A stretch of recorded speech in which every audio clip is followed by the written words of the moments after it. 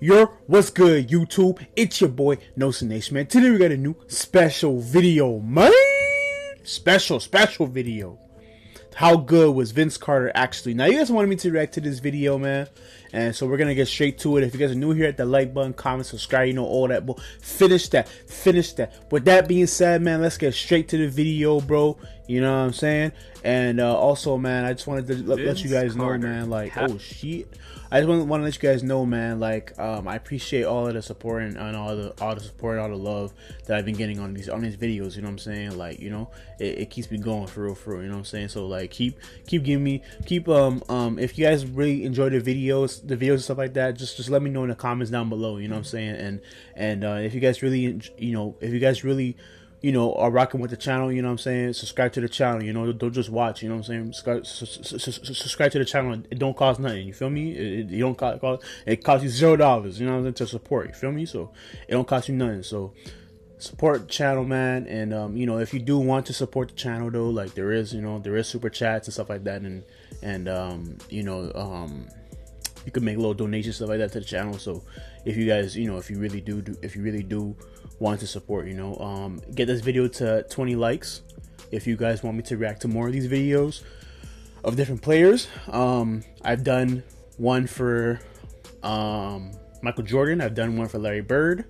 I've done I don't know which one I've done it. I think I've only done it for Michael Jordan and Larry Bird. So yeah, anyways, let's get straight to the video, and we're gonna get into it, man. Vince Carter is very influential to Canadian basketball, and anybody that disagrees with me is a hater, because Vince Carter is really, like, influential for Canadian basketball, bro. He's the reason why the Raptors are the Raptors, because if it wasn't for him, the Raptors would end up just like the Vancouver Grizzlies, bro. Okay, so yeah, Vince Carter, I have him on my wall, as well as you can see. So, you know, you already know, like, he's very influential. You know, he's a legend. You know, so we're gonna get straight into it, and we're gonna see how good he was. You know, so it's the first time I'm seeing this video, so I haven't, you know. Anyways, let's get to it though. At one point, he was arguably the most popular figure in basketball. And even today, he's still pretty well known, even though he hasn't been mainstream for a long time. Everyone who watched him live during his prime knew how amazing he was as a player and as an entertainer on the court. When he first came into the league, he was deemed the next Michael Jordan. Although, to be honest, a lot of other players were too at the time, because the NBA wanted to hype the fans up and find the next MJ. So, how good was Vince Carter actually?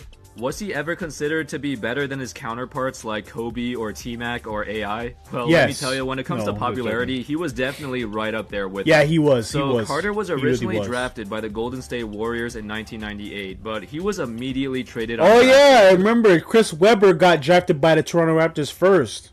The Toronto Raptors, and then Toronto Raptors traded were a relatively new expansion team. The Raptors only joined the NBA a few years prior in 1995, but they struggled their first few seasons. However, Vinsanity instantly put Toronto on the map, and they became must-watch television. Oh my gosh. And of course, along with his cousin too, T-Mac. According to Forbes, the value of the Raptors franchise doubled during Carter's time there, and that's not really a surprise either. The Raptors were also #1 in the league in attendance for the 2000, 2001, and 2002 season, which is crazy, especially for a new team. I told y'all, bro, Vince Carter was bringing was big. It's the reason why there was attendance was so high, because he was very, like, he was flashy. He could dunk. Like, his dunks was crazy. You know what I'm saying? Now, I was too young to really watch him like that, because, you know, I was born 2000, so I was really, like, too young to watch him like that. But looking back, yeah, he was very, very influential. He was very, you know, he really helped us a lot, you know? Carter's 6.5 seasons in Toronto, he averaged 24 points, 5 rebounds, 4 assists per game on 45% shooting and 39% from 3. He also won some other awards like Rookie of the Year, the Slam Dunk Contest. He was one of the best shooting guards / small forwards in the league. He spent a lot of time at both positions. He was just a great all-around player, and his ability to shoot threes at a great percentage and on a high volume was something that stood him out from his peers. Carter was an amazing three-point shooter for his time, and even as he got older too, his stroke was always still there, which definitely helped him stay in the league. And of course, back in Toronto, he was known for his insane dunks, which got him the nickname Air Canada. He's arguably the best dunker in NBA history. Even Kobe has said before that Vince Carter is the greatest dunker ever. In the prime of all those players' careers, who wins a dunk contest? Vince. What? Yeah, I would say Vince. I got it. Wow. Carter showcased a variety of dunks. Even Kobe said he was the best dunker, which was one of the most iconic dunk contests ever. This was the event that catapulted Carter's career into superstardom. Don't get me wrong, he was a great player up until then too, but there's a reason why the Raptors had the highest attendance in the league. Oh my gosh, bro! Everyone wanted to watch Carter play, and he had an entire country supporting him too. In the 2001 playoffs, which turned out to be his best playoff run with the Raptors, Carter averaged some crazy numbers and he led them to the second round where they eventually lost to the Sixers in Game 7. He had a chance to win the game and the series at the buzzer, but he missed, and he stated that this shot has haunted him for a long time. So watch the quick pass to Curry after he inbounds. Curry has it. Carter trying to get free. Carter. Oh, yeah, he missed there. Oh.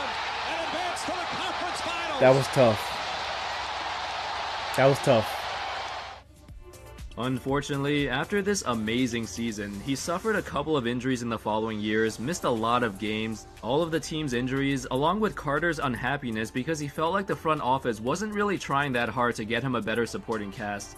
All of this led to a lot of tension between him and the team. He wanted to be contending for a title, but his teammates weren't exactly the cream of the crop. Man, if Vince Carter would have just stayed, bro, if he would have just stayed in Toronto, and like even without Tracy McGrady, bro, if he would have just stayed in Toronto and would have like let Toronto like develop Chris Bosh, bro, we would have been won a championship, bro. Even if Tracy McGrady would have went to the Magic, you know, but like Tracy McGrady going to the Magic, bro, like bro, he should have stayed in Toronto too, you know. Imagine if we had Vince Carter at the 3, Tracy McGrady at the 2, and then we had Chris Bosh at the 4. What? Yo, and then like let's say like we draft, we probably won't even draft Bargnani. We probably wouldn't even draft him, bro, because we probably wouldn't even need him. We probably could just draft. We probably could just trade somebody else or sign somebody else in free agency. Like we would have really like built a real championship team, bro. If guys didn't have an ego, or guys wasn't just, you know, like how do you think Tim Duncan and Tony Parker and Benny Ginobili? How do you think those guys actually like won championships? Those guys won 5 championships, bro, because they had no ego. Oh, I want to have my own team. I want to do this. I want to like if Vince Carter just stayed in Toronto, bro, and just locked in. And Chris Bosh would have developed into the player that he is, and if Tracy McGrady never left, oh my gosh, bro, we would be unstoppable, bro. We would be unstoppable. We probably wouldn't be like good right then and there, but like 2-3 years, oh my gosh, we would have been out of here, bro. We would have been out of here. Even if Vince Carter would have regressed because of the injuries, we still would have had Tracy McGrady and Chris Bosh playing together. Like, oh my god, that would have been great. That would have been insane. That would have been insane, bro. As a result, you know? Carter demanded a trade in the beginning of the 2004-05 season because he believed that the Raptors front office continued to mislead him and that the team would never be able to legitimately contend for a title under their management. He only played 20 games in this season before he got traded to the Nets, and afterwards he got booed every time he played in Toronto. I can see why they hated him. And the boos continued for about 10 years or so before it settled down. That's a pretty damn long time, but it also shows how much Carter meant to the fans, to the organization.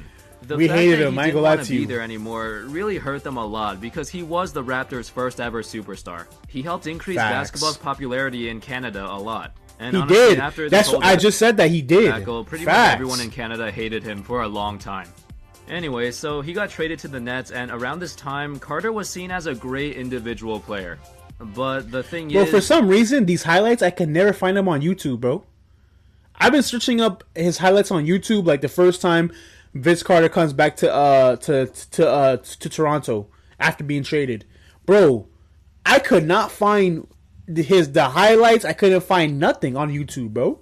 It was just one video that was taken from a phone. It was one video that was taken from a phone. Like, that's how I found the footage, but like I couldn't find no video. NBA didn't have no video of highlights, nothing. Like, I don't get it. I don't know. Not even the other highlight channels have it. You know? Those Nets teams underachieved a lot when he was there. Keep in mind, the Nets reached the finals in 2002 and 2003, and although the East was weaker back then, they were still seen as one of the best teams in the conference. Yeah. When they acquired Carter in 2004 and didn't really give that much to get him, they were projected to be the favorites or secondary favorites to return back to the finals. A team that made the finals already, and now they added a superstar like Carter who can get you 25 points a night easily. On paper, they were supposed to be amazing, but it just didn't work out that well. With Carter on the team, along with Jason Kidd and Richard Jefferson, the Nets didn't really live up to expectations. They had some injuries during the regular season, and in the playoffs they kept losing in the first or second round. Now, coincidentally, the East did get a lot stronger around this time too, especially with LeBron and D-Wade improving and going to the Heat. It was kinda unfortunate that the Nets built a great team, but at the wrong time. Well, I guess great team isn't the right phrase to use. They were just a team that had some great players, but their bench was pretty bad. Offensively, they struggled because even though Carter was a good scorer, he took a lot of shots and wasn't very efficient at times. During Carter's time there, the Nets finished near the bottom of the league in offensive rating multiple times, and they never even had with a Jason league Kidd, by the average way. offense. In addition to Carter's teams underachieving, the perception of him around the league changed as well. He was still doing flashy dunks now and then, still hitting crazy shots, but his popularity slowly declined. Part of it had to do with how he handled his situation with the Raptors. His relationship with the coaches and management was kinda bad, and the other part of it was that his type of playstyle didn't really lead to winning basketball games. And defensively, he was known to frequently take plays off and just mail it in on that end of the floor. Carter had the athleticism and length to be a great defender, but he never took defense seriously until later on in his career, where he tried to rebuild his image. That's why he's never made a single all-defensive team in his entire career. And actually, he's only had 2 All-NBA selections anyway. That was in 2000 and 2001, where he made the 3rd team and 2nd team. And after that, he didn't make any more, even though he averaged over 20 points a game for like a decade. He did have some tough competition though, especially at his position, so I don't think it's unreasonable that he got left out. Carter's last few seasons with the Nets were pretty much... I don't know, bro. I don't know, man. Toronto would have won a championship, bro, if Tracy McGrady would have stayed, and Vince Carter wouldn't have left, wouldn't have gotten traded, and if they would have just developed Chris Bosh, you know.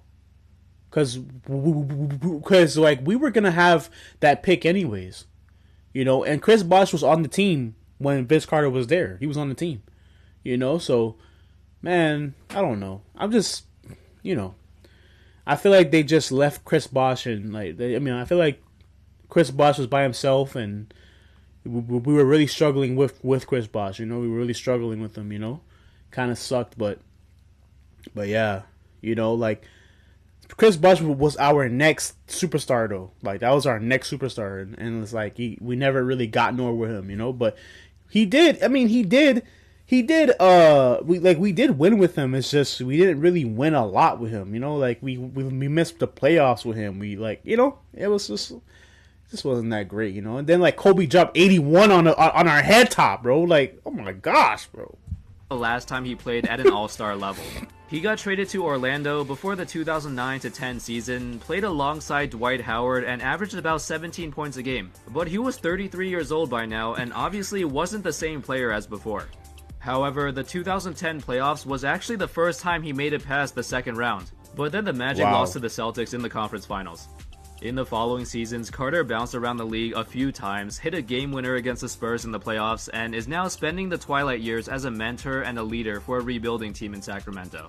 That's another thing I wanted to mention too. Carter changed a lot through the years. He started from a rising young superstar to one of the most popular players on the planet in the early 2000s, to a disgruntled star, to a role player, to a great leader who many young players look up to today. Although Carter had a ton of memorable moments throughout his career, my personal favorite happened in 2014, when he was way past his prime. It wasn't even a dunk or a highlight play or anything. The Raptors were doing a 20th anniversary celebration, and coincidentally enough, Carter was in town. As a member of the Memphis Grizzlies, the Raptors made a video tribute for him, and the entire crowd started cheering. This was the first time in 10 years that Toronto cheered him on, and it was just a very touching moment. Yeah, it was. I thought it was really cool, and it summed really up Carter's was. journey in the NBA really well. So, how good was Vince Carter actually? He was a great player, a great scorer, didn't really give 100% effort on defense during his prime, but he did as he got older. In his prime, if I wanted to build a team around a wing player, I'd still take Kobe and T-Mac over him, as I think those two were just a bit better. But Carter was still close to them and definitely just as talented. If you put prime Vince Carter in the league today, he'd probably be a top 10 player. Thank you everyone so much for watching. I hope you all enjoyed that video. If you did, you can check out my other videos too. I've made other videos on older or former players. Man, just imagine, bro. Just imagine Tracy McGrady with Vince Carter, with Chris Bosh, a young Chris Bosh. Oh my God, bro. We're destroying everything, bro. For real, man. But anyways, man, with that being said, hope you guys enjoyed that reaction. Hope you guys enjoyed the video. Thank you guys for watching. And we'll see you guys next video, man. With that being said, man, I'm out, man.